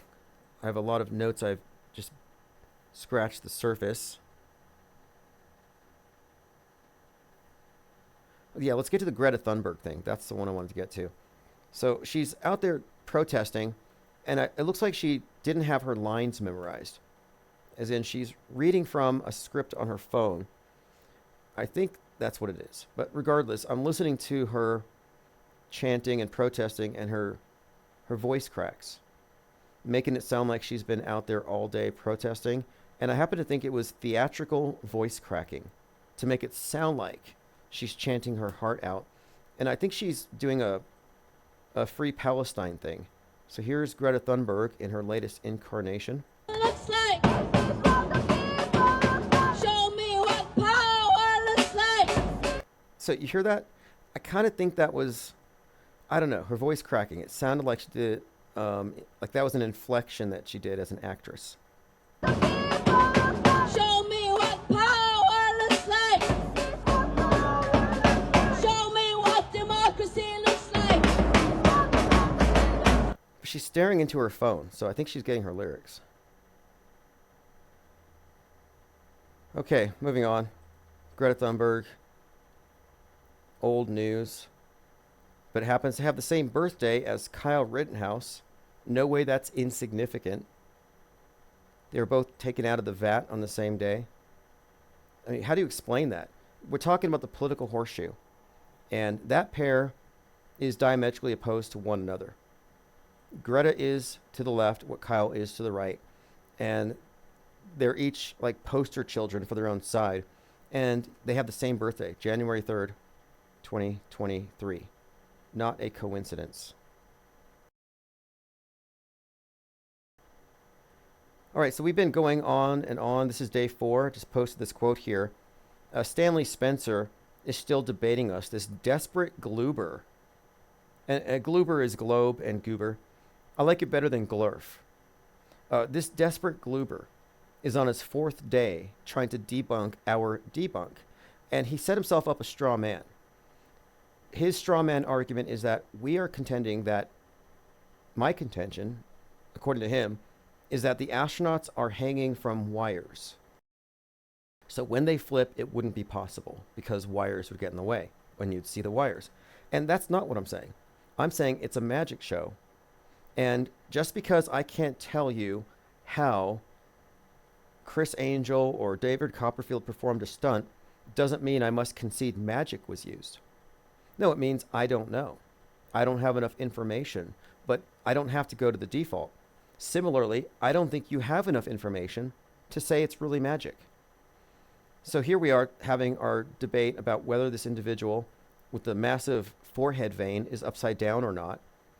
I mean, his face swells, his cheeks rise up, and his eyes slant when he's upside down. And I was looking at the other one, Medusa, and it's like they probably hired Medusa because she's practically desiccated, and there's no way you can tell if she's upside down. I mean, is there even any blood in that thing? But this is a straw man argument to say that I'm claiming they're merely hanging on wires.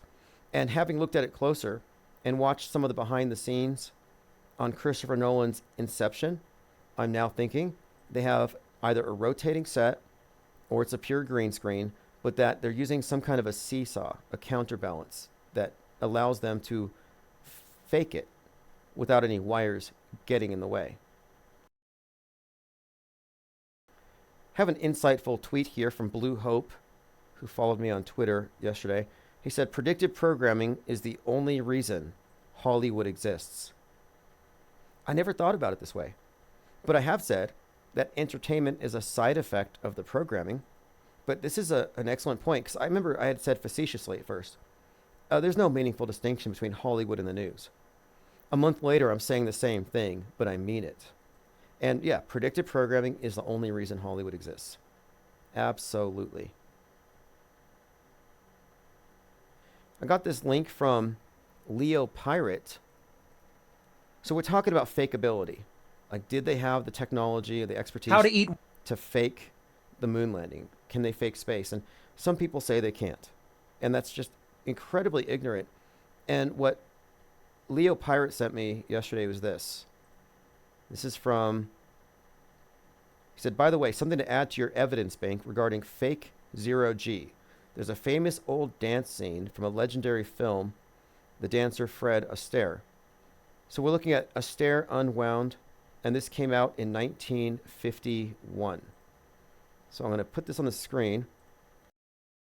So 1951, he's in a room that this looks like the ISS. It's a square room. I see. So they had already figured this out. And I remember seeing a few movies about, or that show how special effects are done, where he's dancing on the ceiling. Okay. Very interesting. 1951. And Christopher Nolan got the idea for Inception from some of the sets they had in Space Odyssey 2001, which was from 1968. And another point too, anything you can simulate, this is just axiomatic, anything you can simulate on TV. Like that's what movies are based on. We're talking about simulation. If you can simulate it on TV for the purposes of movies or entertainment, you can simulate it on the news. Like, what's the difference? We're talking about the fakeability. And it should be common sense that, no, this is extremely easy to fake. You just don't think that the news media is involved in fakery. But no, if they can fake it in the movies, they can fake it on TV. And I think there's a large overlap. I had mentioned how people thought that the extras gathered around for the Joker as part of that mob scene were there for Trump. There's a lot of overlap. So let's say the director's filming Terminator 2. They've got closed movie sets. They could film riot scenes. And those riot scenes could then later be projected over the news once they have locked down certain areas and you don't know what's going on. So we're talking about the fusion of real and fake, special effect enhanced reality, pre-produced sequences inserted into the narrative. This is standard operating procedure. But yeah, it's good to know. They've been faking it that long.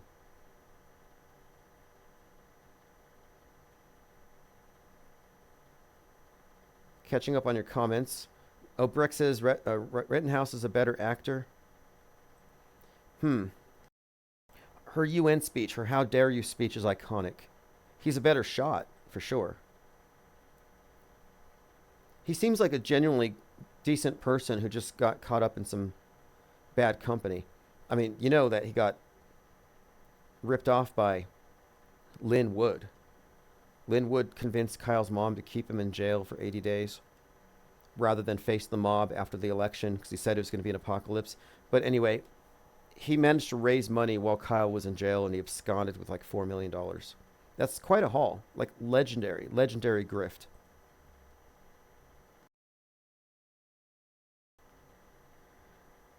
Unmediated Mind says they do flips in the living room. Yeah, look, this is the other point too about the expanded frame of reference. If you watch the ISS footage and you don't include in the realm of possibility that they could be lying or that there could be special effects, you will never arrive at the truth. You will see anomalies and you'll explain them away. You'll say, oh, that was microgravity. Or that's simply some kind of space debris. Those aren't bubbles. Like, you will have to explain, you'll have to lie to yourself. You'll have to gaslight yourself. You'll have to convince yourself that what you're saying isn't so because the truth is outside the realm of possibilities because they put it there. And we're looking at this thing with an expanded frame of reference, knowing that lies, propaganda, and psychological operations are within the realm of possibility. But if you don't include that, like crisis actors aren't a conspiracy theory, but it's the least important part of it. You've got directors, you have involvement and collusion at every level. You have government, you have the law enforcement, first responders. How many people are involved in these psyops? How many would necessarily have to be? What is the real purpose to DHS, CIA, FBI in a world where our entire perspective is manipulated so much from a monolithic source in a monolithic way?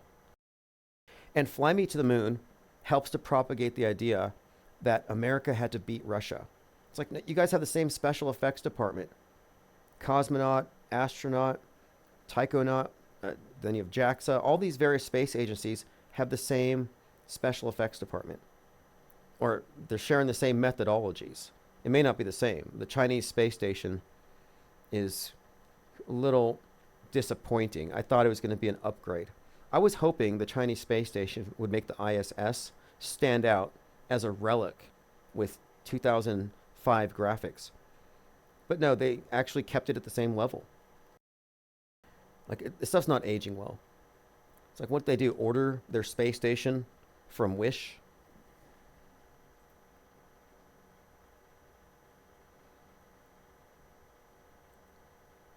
All right, thanks for the link there, Leo Pirate. 1951. And they could fake low Earth orbit objects as early as 1956. But a lot of what we're talking about is visual literacy. Can you tell real from fake? And sometimes you can't, and it's going to become increasingly difficult. So it's going to be more important, can you accurately categorize information? Do you have the requisite skepticism? Like, I was fooled by Colin Farrell and the Penguin. I didn't know he was the Penguin. I didn't know that the Penguin doesn't literally look like that. It's a made-up person.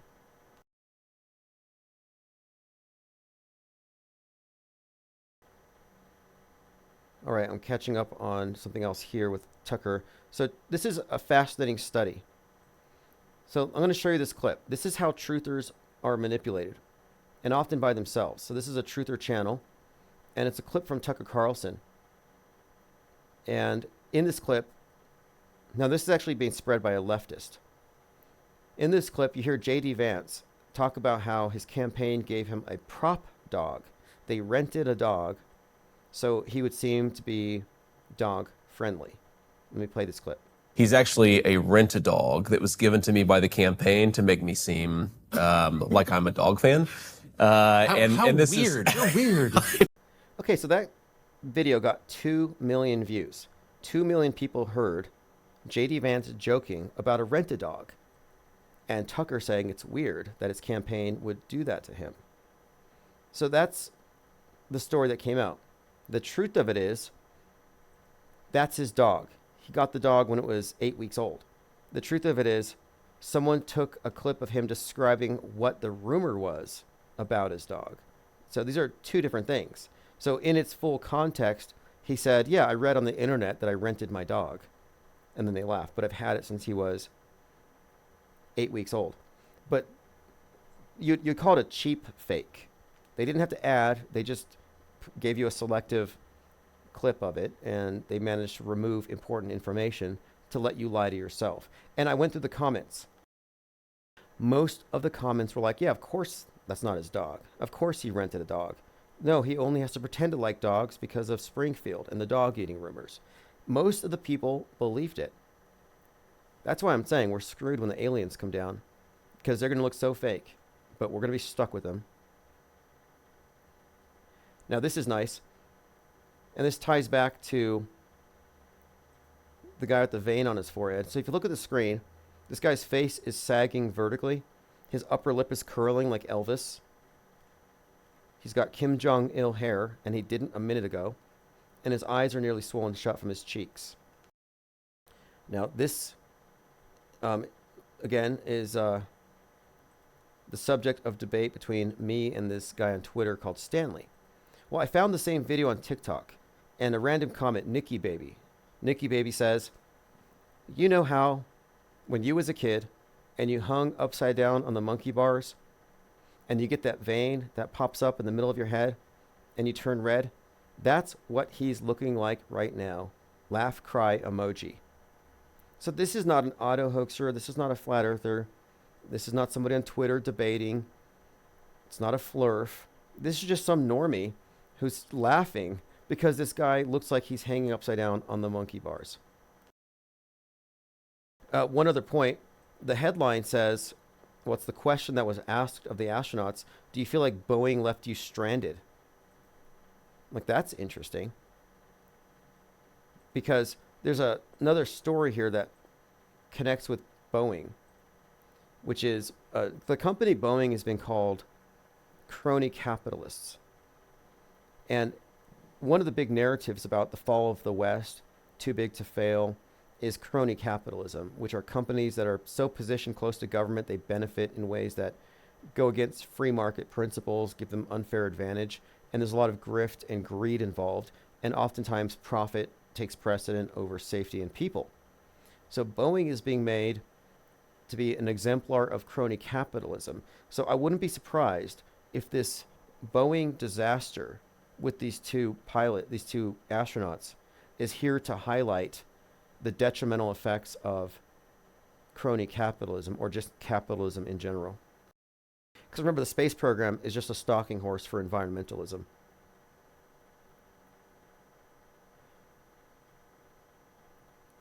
Okay, now check this out. Neither astronaut expressed dismay at being aboard the ISS longer.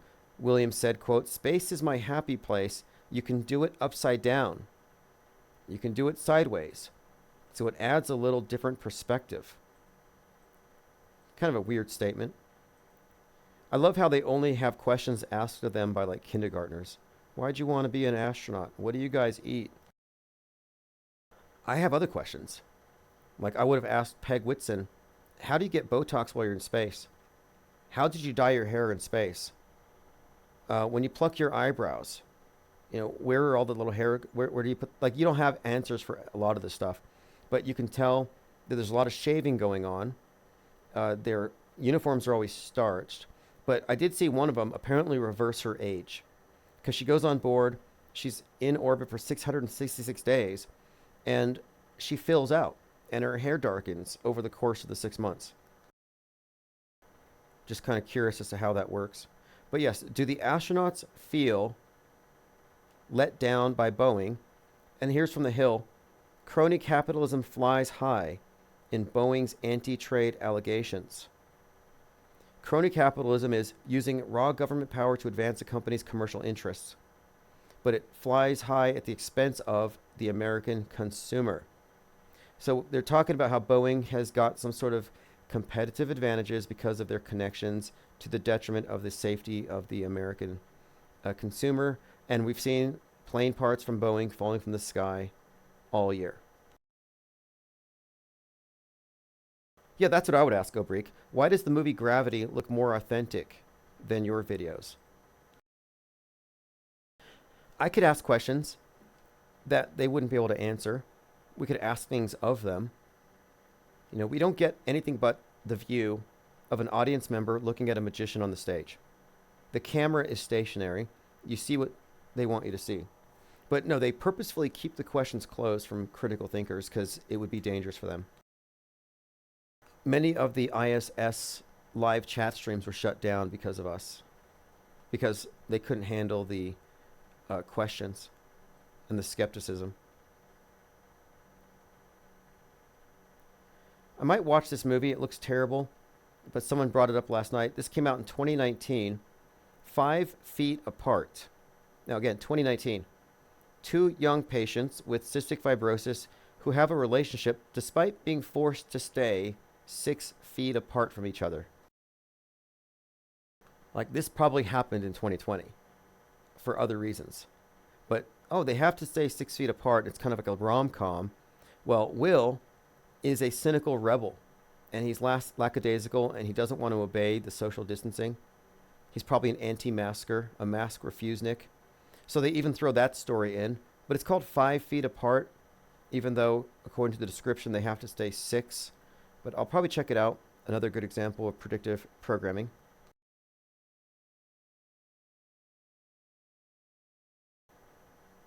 Diana says Boeing makes Air Force One planes.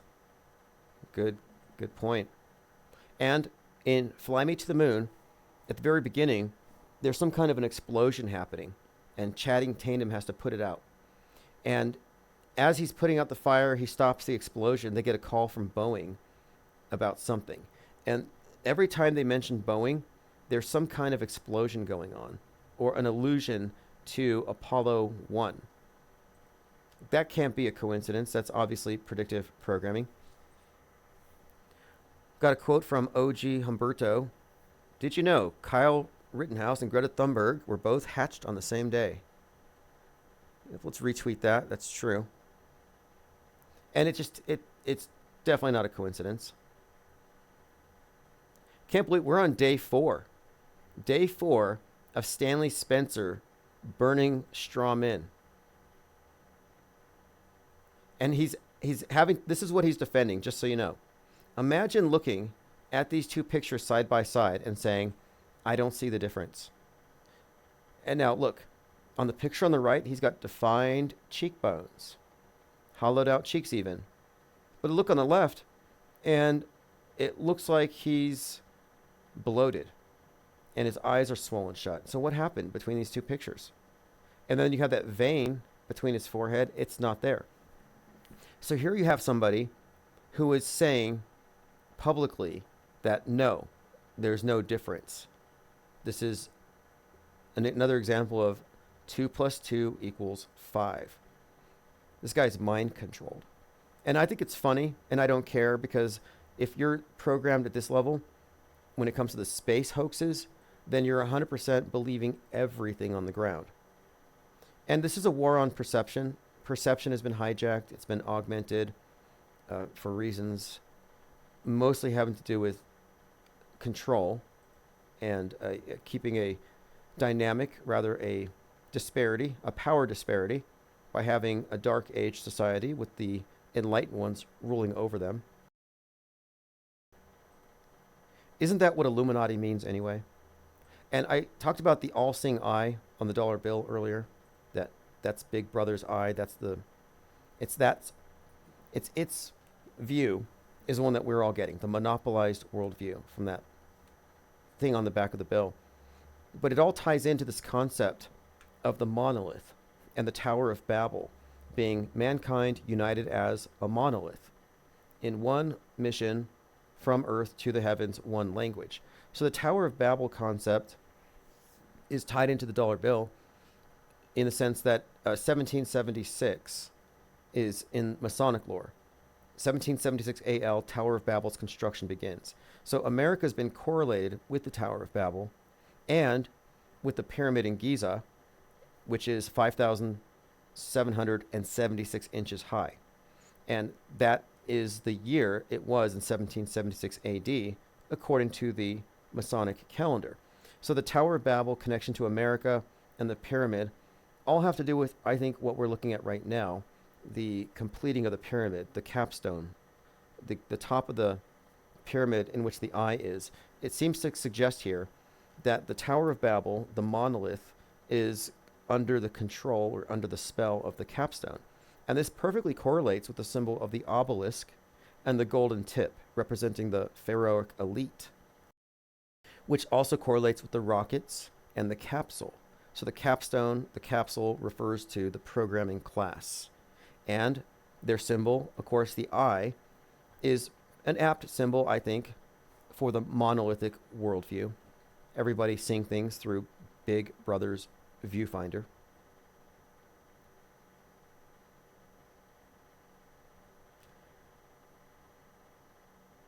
Interesting questions, unmediated mind. They answer those. You can watch all the documentaries. But when it comes to this conversation about the fakery on the ISS, alleging fakery, we aren't claiming to have a perfect explanation for how the trick is performed. But enough doubt has been raised that the burden of proof is not on us. A trick is being played, but how exactly? Well, we don't know. We're still investigating. So for someone to say, it can't be wires, therefore it's outer space, you can reject that.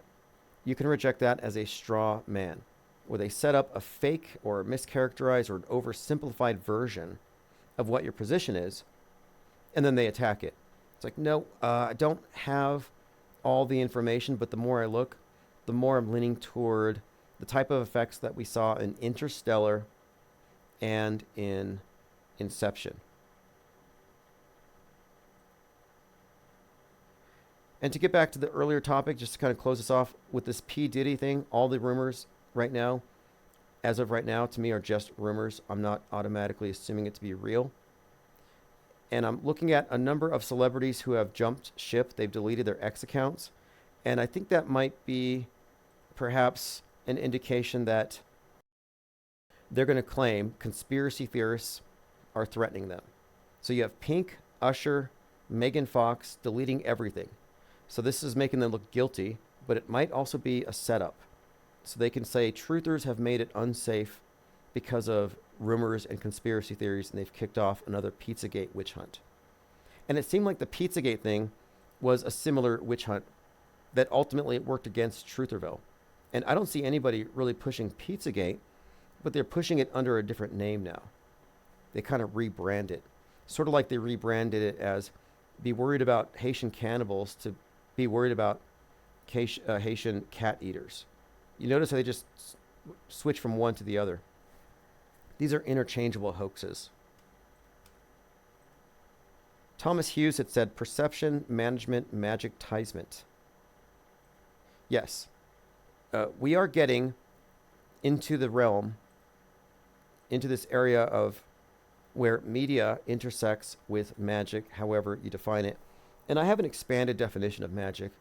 I would include lying, which is reality manipulation, to be a form of magic in this sense. We're talking about manipulation, but reality control through manipulation, but different levels of it. Psychological manipulation, perception management, lying, mind control. Yeah, all of this could be considered part of the dark arts. But then there are deeper levels to it where it seems like they get at your conscious mind, they target your subconscious, and then there's this other area. Are they targeting your soul? Is there a deeper level of entrainment? Perhaps something even sinister. I don't know. I wouldn't be surprised. Obrick says your council meetings talking about the ISS is all I need. Yeah, that's going to happen again. That's going to happen many times. We have plans for that. I have some concepts. In fact, I could just bring it up now. When it comes to the Insider, I was planning on having IPS press pass holders, maybe myself even, but it would be nice to have someone go to a city council meeting and read a press release and perhaps even reference the Insider, because we do cover a lot of things that people need to think about, like helmets on for space junk. I should just go tell the city council, we need to distribute space junk helmets. How can you sleep at night? The threat is there. NASA's being sued for $90,000 for mental anguish. Do we have to wait till somebody's skull gets crushed before we take it seriously? Like, I think you could make the case that we need to distribute, just like we did masks and PPE, space junk helmets. And that kind of stuff, I think, would be very effective for getting important ideas out there and also promoting the Insider itself. Dwayne Aubith said, another form of magic is fixating mass consciousness on a particular idea or theme, which is what manipulates reality. Yeah, the process is bias confirmation and setting expectations, and they're masters at it. They get you to accept something because it's already been planted into your realm of possibility where it's not even real. And it's a softening up process. But I want to make the distinction, too, that belief does not create reality. Otherwise, moon landings would be real. Because a lot of people believe in that. But it does give them a great deal of power to create change in the minds of the believers. So what I'm working on here is making a distinction between the map and the territory, the model and the real thing, and how the model has been weaponized against you, down to the level of the individual, that this is a war on perception, and you can't wake people up. You really can't. The deprogramming has to happen at the level of the individual who recognizes it for being the model that it is. So we're not offering an alternative set of beliefs. That's Trutherville. We're offering non-belief as an alternative to compulsory belief, because belief itself, as the Dune prophet said, is how they control you. Oh, Breck says the meeting went viral. Yeah, now that I think about it, I should have worn an IPS shirt, because that council meeting went viral last year. Millions of hits on various platforms. And I purposefully wrote my script to not be self-defeating. I didn't say the earth was flat. And I only pointed out specific elements that people could look into for themselves. All right, I want to say thanks, chat, for joining. We'll continue this very soon. We're going to be in Discord all week, so keep an eye on your notifications. Whenever we go into the Discord chat, I will be sending out notifications just like we do for live streams. And there we engage in conversation about a wide array of topics, but I'm going to be in there all week. I've set aside a lot of extra time this week so that next Saturday, when I do the Auto Hoax Con, I'm fully prepared. And I will have quite a lot of pre-recorded content for segues. And I have some people who can't make it, but who do want to be included. And so I'm going to arrange to meet with them during this week as well. So I will be here in studio. So thanks again for supporting the channel and participating. It's been a very interesting week, and we just hit the Equinox, which probably means something to the witches and warlocks and druids that run the place. So I expect things to get more interesting as the next news cycle begins. This is Symbia, Autohoaxology. I don't believe in chemtrails, I don't live in Trutherville. Just because you saw it on the screen doesn't make it real. I don't take the red pill, I don't take the blue pill. I just choose to follow my dreams, auto hoax and chill. I stepped off the world stage and I moved away from all the fake outrage and the hearsay. And I don't give the time of day to those who naysay, because they got a backhand, so the mind is. I stepped away from the game entirely. I won't be caught up in their lame dichotomy. I stepped away from the cage entirely. I'm free today and my mind's been set by reading out of hoaxology, out of the control system finally. I know where to go if you follow me, cause I've been reading out of hoaxology. Nothing can bother me, out of hoaxology. Won't put the screen before it's blasphemy. I won't become another mind war casualty. I came up out the realm of possibility to take the helm of this reality. Cause I've been chillin' reading out of hoaxology, rejecting all the expectations of the auto-believer, to become a new creation on the raft of receivers. Standing on the sword of truth, I stab the backs of deceivers, demanding burdens further proof from all the hacks and believers. I stepped away from the game entirely. I won't be caught up in the lame dichotomy. I stepped away from the cage entirely. I'm free today and my mind's been set by reading auto hoaxology, out of the control system finally. I know where to go if you follow me, cause I've been reading auto hoaxology. Nothing can bother me, auto hoaxology. Won't put the screen before it's blasphemy. I won't become another mind war casualty. I came up out the realm of possibility to take the helm of this reality. Cause I've been chillin' reading out of hoaxology, suspending all the judgment, you won't get a reaction. Won't defend it, I won't budge until I get all the facts in. I won't argue with the bots about the next current thing, crying over the fake bodies like a